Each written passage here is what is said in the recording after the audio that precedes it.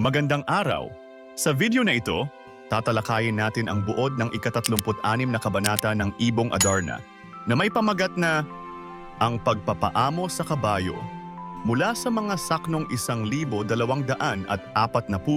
hanggang 1,285. Pag-aaralan din natin ang mga mahahalagang pangyayari, tauhan, tagpuan, talasalitaan at aral, mensahe o implikasyon na matatagpuan sa kabanatang ito. Simulan na natin. Muling ipinatawag ni Haring Salermo si Don Juan na mayroong bagong hamon para sa kanya. Inutusan siya ng hari na paamuhin ang isang kabayong kilala sa kaniyang kalupitan at pagiging mailap. Alam ni Maria Blanca na ang kabayong paamuhin ay walang iba kundi ang kanyang ama. Binigyan si Don Juan ng mga gabay at turo ni Maria Blanca kung paano paamuhin ang kabayo, kasama na ang payo na dagukan at paluin ito kung sakaling umalma at pigilin ang preno at renda kapag ang nagbabagang mga mata ng kabayo ay lumuluha na. Sa tulong ng mga turo ni Maria Blanca, matagumpay na napaamo ni Don Juan ang mailap na kabayo. Sa huli, nagkita muli si Maria Blanca at Don Juan. Sa puntong ito, alam na ni Maria Blanca na muling ipapatawag ng hari si Don Juan, lalo na't ang hari ay may sakit at wala ng ibang panganib na nagbabanta. Ito ang nagbigay daan para makapasok na si Don Juan sa palasyo. Dumako naman tayo sa mga mahahalagang pangyayari. Ipinatawag ni Haring Salermo si Don Juan at inutusan siyang paamuhin ang mailap na kabayo. Nalaman ni Maria Blanca na ang kabayong tinutukoy ay walang iba kundi ang kanyang ama. Binigyan ni Maria Blanca si Don Juan ng mga gabay kung paano paamuhin ang kabayo. Matagumpay na napaamo ni Don Juan ang kabayo sa tulong ng mga payo ni Maria Blanca. Sa huli, muling nagkita si Don Juan at Maria Blanca upang sabihin na may sakit ang hari at maaari na siyang makapasok sa palasyo ng walang panganib. Mga mahahalagang tauhan.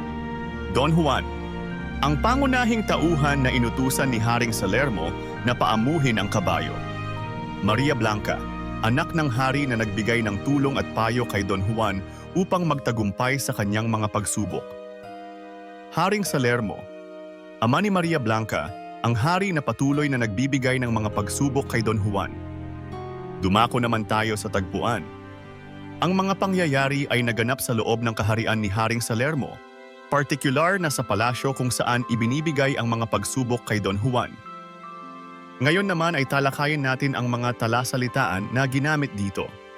Dagok, isang mabigat na hamon o suliranin.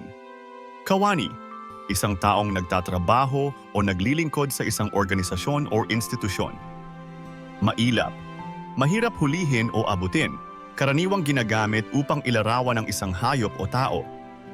Panayam, isang formal na pakikipag-usap upang kumuha ng impormasyon. Takip silim, panahon ng dapit hapon bago magdilim. At ngayon ay alamin naman natin ang mga aral o mensahe ng kwento. Mahalaga ang pagkakaroon ng tamang kaalaman at payo mula sa mga taong may karanasan upang magtagumpay sa mga hamon sa buhay. Ang pagtitiyaga at tapang ay susi upang mapagtagumpayan ang anumang pagsubok, gaano man ito kahirap o delikado. Sa bawat pagtatapos ng isang pagsubok, may darating na bagong simula at dapat laging handa upang harapin ito. At diyan nagtatapos ang ika-36 na kabanata ng Ibong Adarna, ang pagpapaamo sa kabayo. Ano ang natutunan mo sa kabanatang ito? I-comment mo na ang iyong sagot. Inaanyayahan ka din namin na i-like, subscribe at i-click ang notification bell para lagi kang updated sa mga susunod naming videos. Hanggang sa muli, maraming salamat sa panonood.